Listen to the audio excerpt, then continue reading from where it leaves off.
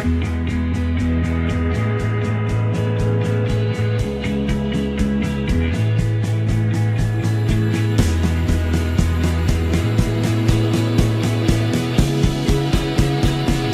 it's working. Hello.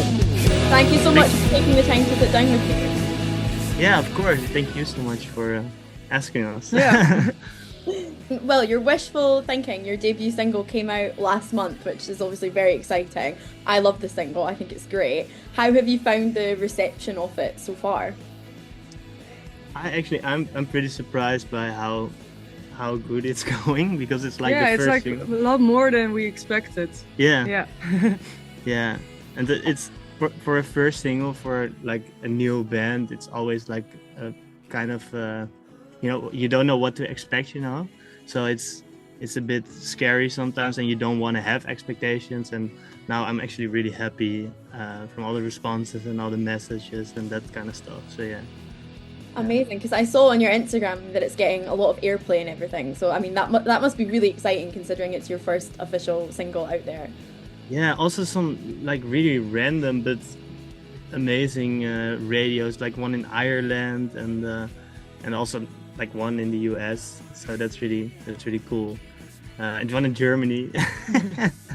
A worldwide reach so far. Yeah, what the fuck? What's going on? Yeah. I mean, I think it's a really powerful debut single. I mean, it's so dreamy, but it also feels very grounded and has this strong sense of longing as well. Can you tell us a little bit about where the inspiration for this track came about? Well, I actually think we mostly write the songs together, and most of them have kind of the same feeling. It's a bit of like you said, a longing feeling. It's actually pretty funny, because when you add the track to Spotify, it asks what people are supposed to be feeling, and it says sad and it says happy, and I'm like, it's not sad, but it's also not happy, and I feel like a lot of our songs are not really sad, but also not really happy. It's somewhere in between, a bit melancholic, and the most songs we just write with a couple of chords, and when suddenly I just feel something, I just start singing like a melody. And the band and we all together added something to the production. We added a lot of guitar layers to make it even more powerful emotion. We produced it with the whole band ourselves, and we mixed it by Sonny D. Perry, who also does a lot of bands that we really feel like have the same kind of emotions, like Dive, Julie, yeah. They're a bit more aggressive than us, but Yeah, and we wrote the song around the time that our rehearsal space burned down. yeah. So I kind of think you can feel that in the song. Yeah. Yeah. I think That was going to be one of my later questions, actually. Like, how have you found like building things back up from then? Because that must have been utterly devastating. Yeah, we still we borrow amps for live shows. I've kind of claimed my dad's amps, so he's not gonna see them again. It was like nothing like really burned out, but everything had like ash damage. So the ash got into all the equipment. So like two of your amps were broken, and your whole pedal board was broken. Yeah. So now we've like replaced the pedals. It cost a lot of money, but and we're still like waiting to replace the amps. Yeah. And there was like water in the whole space. So the first time I went down, I forgot like that all the electricity was gone. So I was expecting just it to be black, but with lights. But there was like no light. So I was with my iPhone flashlight looking around, and I saw water everywhere, and everything was just totally black. And some of the stuff were like really burned down, but most of them were just like totally black and how do you say it, like destroyed. Destroyed. Yeah. I mean, it's awful, and it's so expensive to all of this equipment as well. Like, it must have been so difficult. Yeah, and we had our first show actually like a couple of days after that, so we were so stressed to fix everything because we didn't have working amps, and it was a pretty cool show. It was like a support show for one of our favorite bands in like a pretty big venue. So we were like, how are we? Spotlight TNT. Yeah. We were like, how are we gonna fix this? But we borrowed some amps of friends, and we also borrowed some pedals, I think, and usually and the stuff that still worked, it stank. Yeah. It stank like fire. So we my were a house, stinky band. Yeah, we dropped everything off at my house to clean it, and my house smelled like fire for I think a month. That's awful. That's awful. Yeah. How soon after all of that did wishful thinking start to happen? Yeah, I think that I already had some of the chords and melody and lyrics, and after that I brought it to the band, and I really noticed that we really make things way more powerful when we play together, like with loud drums and more guitars.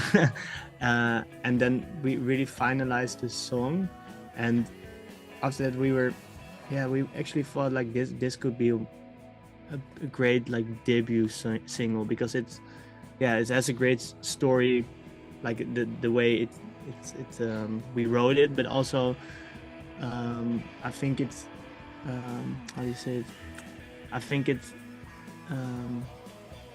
really is a great I'm trying to find the word, zeg maar, dat de rest heel goed samenvat, zeg maar, wat we allemaal doen. It comes together. Yeah, well, it's like we have a lot of different songs. We have some really slow songs, we have some really emotional songs, we have some really loud songs, and we really feel that this song is perfectly it's like in the between perfect mix of everything. I think it's the perfect introduction of us as a band, Yeah. right? Because we have a lot of more different songs, and also I think a lot more better songs, but we're saving them like for a special moment. But this is like I think it was just the perfect debut single. Yeah, it's just a great introduction to us as a band and to our sound. Yeah. I love that. Do you remember the first time that you played it live for an audience? Ooh. No. Well, I think it must have been that first show after our. Yeah, or wait, no, that was a bit too soon, I think. It might be just after that. And I'm going to be really honest. It's like the hardest song to play for us live. So right now I'm like, I don't want to play that song. We have a song that we can play this song, and everyone is like, no, but we have to play it. It's our single, But it's because we layered some harmonies, and we really want to nail those, because we feel like the vocals in our band are maybe like one of the most important things.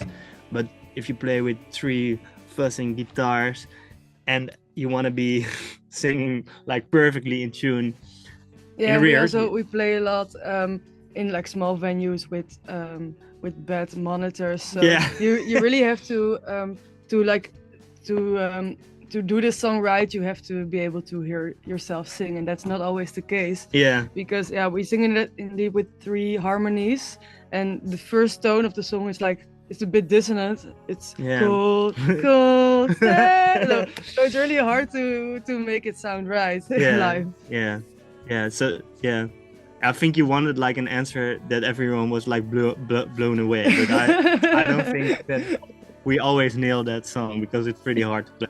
It's not the first one though.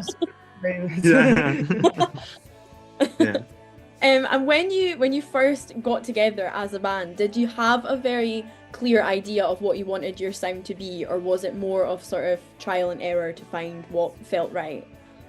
I think it was a lot of trial and error, I think, because we've been writing together for years now, and a little longer than a year ago we decided to get a band together, and we recorded some songs before that, and we were planning on releasing them. But when we started playing together as a band, we realized that wasn't our sound anymore. So and it wasn't like a major difference, but you could just feel that studio recording that we did just with the 2 of us sounded really different when we played it with real people, you know. So things changed just a little bit, but we were like, if we release these songs, they're gonna sound different live, and we really want to be a band and have everyone have their own input and make it sound like we're doing it together. So we were like, okay, let's skip those 2 songs that we recorded and let's just start over and see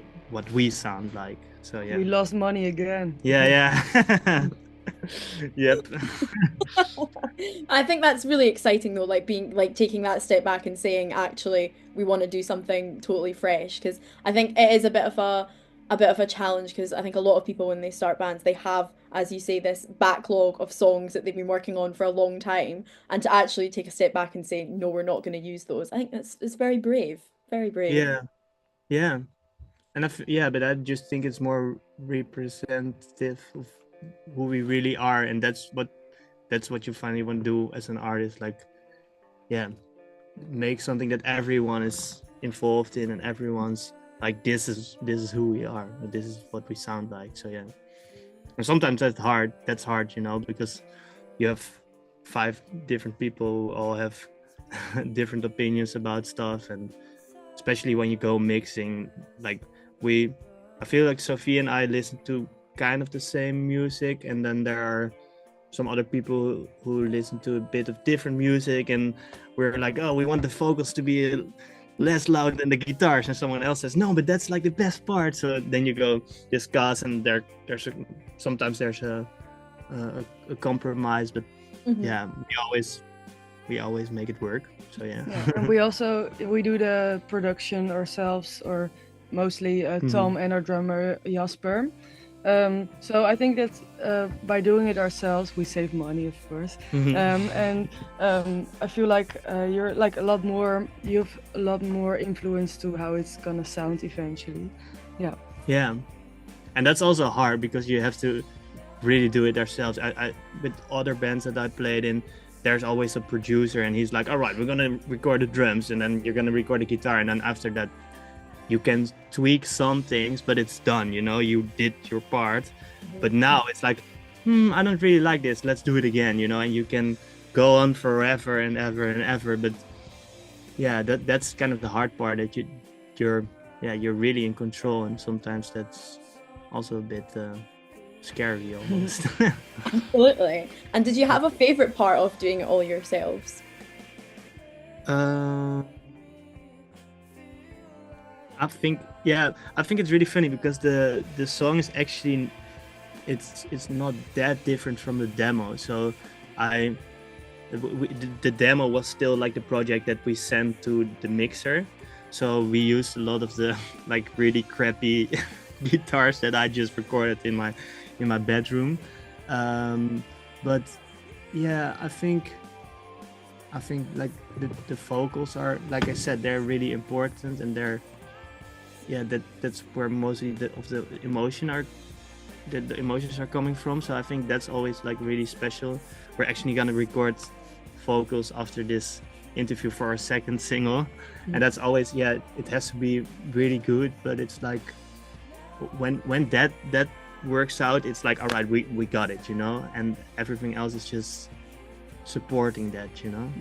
Yeah, I remember when we recorded the vocals for Wishful Thinking, we did it in your home studio, which could be like a meme. Like when Thom said, yeah, come to my studio, and then the studio was a mattress standing up that almost fell over, and a vocal booth that was also like almost falling, and the XLR cable was kind of broken, so when you touched it, it would like make a really loud sound. So it's like you have to be really careful with everything. My house is like in front of a really busy street, and Sofie was standing with the back to the street, and so the vocal would record her mouth, but also like the street. And she was like, shouldn't I stand like this way that you could hear the street? And I'm like, oh, that's actually a pretty great idea. And then we had to discard all the takes before, you know, and do it again.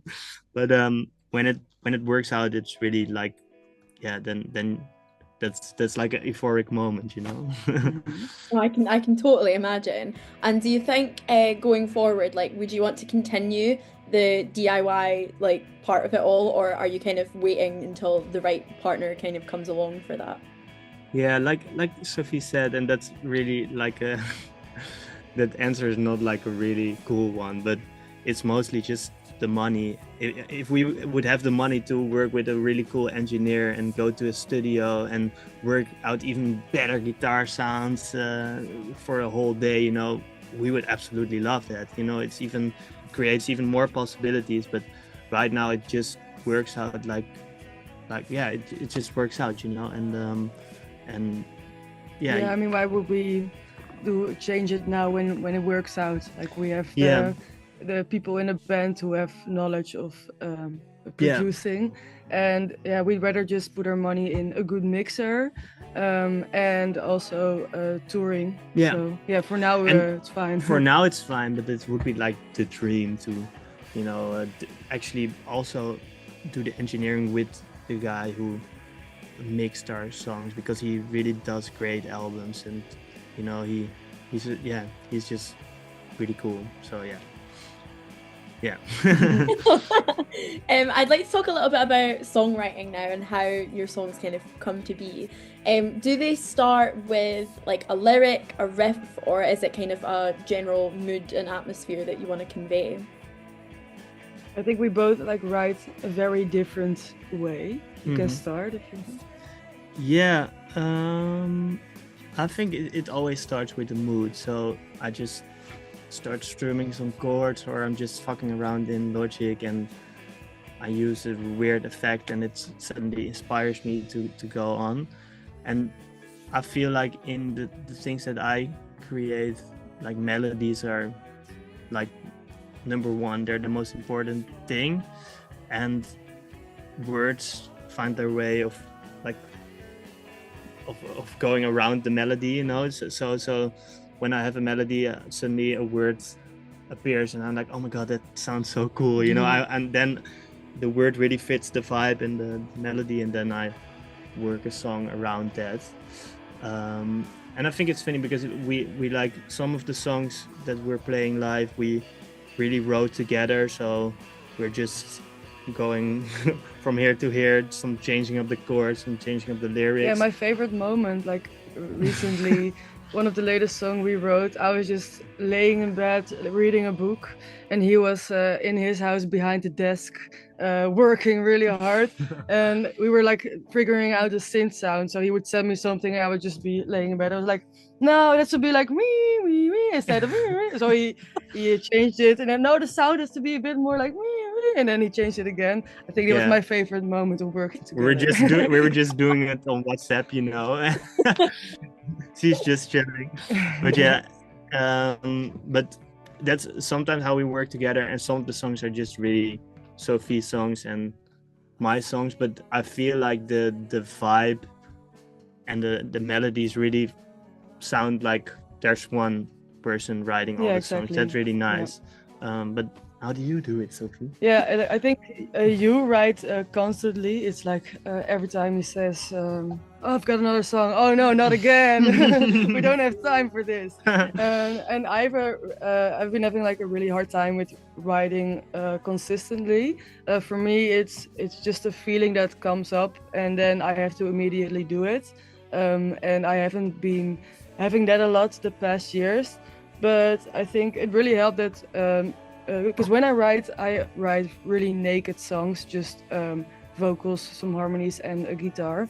And Thom has been kind of adding stuff to my old songs, which make them come alive again. So that's been really nice. Yeah. Yeah, and I think that's actually pretty funny that you really write songs that are like they have to come out at that moment, and then they're really also like you also write the words, like the words come out immediately, right? And for me it's just like I just try doing it a lot, and then always there's something coming out, but it doesn't have to be like that there's one certain emotion that I have to like get rid of. So sometimes it's just that's really nice, but it sounds the same as wishful thinking, or but fun fact, like the next single, so the one that we're gonna do focus for today, is actually a song that you wrote really recently, so that's also really cool. Yeah, I think it's like, I think I wrote it still a year ago, but maybe it's like second to last song I wrote. I think for me also, writing songs is not, for me it's not writing songs, it's processing things. So Yeah. I can't really force it. Maybe I should try sometime, maybe that helps. Yeah. But yeah, for me I think it's just a really emotional processing thing. So I also don't like changing the lyrics too much of something, because when it's done, and if you change it, it feels not the same anymore. Yeah. Yeah, I think that's the sad thing when you come back to something too much and it kind of ruins the whole, excuse me, it ruins the perfectness of it in the first place when you start to edit it too much. Yeah. And I like when the lyrics is weird or doesn't really make sense, but it made sense while writing it, so that yeah. Yeah. I love that. I think that's a really nice way of looking at things. Where would you both say that you get your sort of biggest inspiration for writing things? Like, is it more like personal things that have happened, or is it like, you know, films, if you're watching a great film and then it gives you a feeling that you think, oh, I need to write a song now? Where would you say it comes from the most? I think for me it's mostly personal things and other musicians and bands. A lot of the time, when I get an idea for something, it's because I've listened to an album for a while and I just make something up that's like a combination of all the songs together. Yeah, something like that. Yeah, for me it's I think also like personal experiences, but I think mostly just from like really feeling something, you know. So sometimes a film or series can make you really feel something, and I did actually once like wrote a song after I watched the film, and I was really like into the emotion like at the ending of the film. And I also had that feeling while I was writing the song, so I kind of made the lyrics about that topic, you know. So sometimes I feel like a movie can also inspire you. I think it's also the soundtrack of the movie, right? It has to be. It has to be the soundtrack then. Yeah, but I think Awesome. And I'd like to talk a little bit about live shows now as well, because obviously you've done quite a lot of live shows, which is amazing. I mean, you've done 2 UK tours and you played with artists like Girl in Red as well, which is amazing. What is your favourite part of performing live together? I think it's just that's something really universal, that sometimes something really clicks and I can't still wrap around what it is, because I feel like now we play way better than we used to, you know. But when we started out, sometimes it would also happen, you know, that you feel like there's something really magical going on and you feel like the audience is also feeling it, and everyone in the audience afterwards said like that was a special moment. And I was like, oh my god, I also felt that, you know. And that they never come to me. I don't know, maybe I just have a bitch face, but no one ever says to me that I played a great show. Only like to the other guys. Yeah. I don't know what's wrong. But... That's not entirely true, but maybe the bitch face is kind of a thing. No, just kidding. It's there. No. It's there. Yeah. But sometimes we just all feel something as a band when we're playing live at a special moment, you know, and you just notice that the whole room, the whole vibe in the room is changing, and that's like a fucking high, you know. You want to chase that again and again and again. And sometimes, you know, you have bad sound or something won't work and you won't have it, but when it's there, it's like, oh my god, that's so fucking cool. And we're just we're trying chasing that, and that's really cool. And also I feel like playing with other bands is also so inspiring. Exactly. Like in the UK especially, it's like, holy shit, I've seen like super cool, interesting bands. Also in the Netherlands there are also really interesting bands, but in the UK I'm sometimes like, what is this sound, what is this vibe that they're creating, you know. It's really, every night would be would be really special and inspiring for us as well. Yeah, I think the mindset for musicians from the UK is just a lot different, because I feel like in the Netherlands it's like standard to first study and get a job and always see doing music as just a hobby or a side project, and you have to have your life together around it. But I've met a lot of musicians, English musicians and Irish and Scottish musicians, who just they don't have a lot of money and they just making music and touring is number one, and everything around it is just things to make sure you can still do music. I feel like there's almost nobody in it. Yeah, there are some bands like that and they after that they always become massive, you know. But the first question that Dutch people ask when you say I'm in a band, they're like, all right, and are you making like money from it? Or that's like the way people think about music. It's not like really that important, I feel like. Yeah, but especially I think for the musicians it is important, but like for society, everyone is just like, all right, I don't care. Yeah, it's like more of a side thing maybe, rather than like, you know, they don't understand that you're pursuing like your passion and your art, I suppose. Yeah, it's just way bigger than money.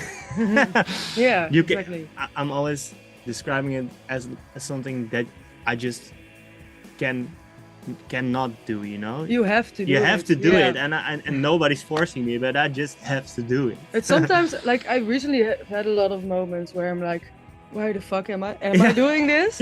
Because it's I'm also in another band, and together it's just a full-time job, and I sometimes I'm like, why the fuck am I doing this? Because we're working full-time and we're not making a lot of money, and we have to pay like everyone around us who's working for us. Of course, it's normal, but still it's also so normal that we don't get paid. But we still keep doing it because I don't know what I would do if I wasn't in a band. Sometimes I hate it, but most of the time I love it. Maybe it's almost like a spiritual thing, that you're working on something way bigger than yourself, you know. It's just something that you have to do, and you wanna work on it. Maybe some people have that with like companies that are trying to make their company like a big company that's making a lot of money, and we just have that with the band. And when you were here in London, you recorded a live set at the Elm Tree House in London.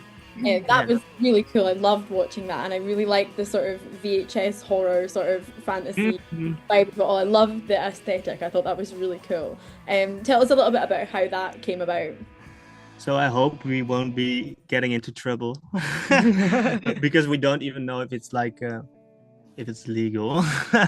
But my brother, he used to live there, used to work there, and it's like how do you say it, like an anti-squat building. Oh right, okay, yeah, and he was living there for a couple of months, and he was like, so I really like living here because it's really in the center of London, but it's also kind of like creepy and sort of spooky, and there were some of at night he would hear like really weird sounds, you know, and there's also like a weird ghost story about that space. And he sent some pictures of like the room where we did the session, and we were like, oh my god, we must do something with this. And we actually are also a bit inspired by that whole horror genre. So one of my brother's friends, Blaine, he's a producer, and we wanted to record with him, and he could take all the gear along with him, you know.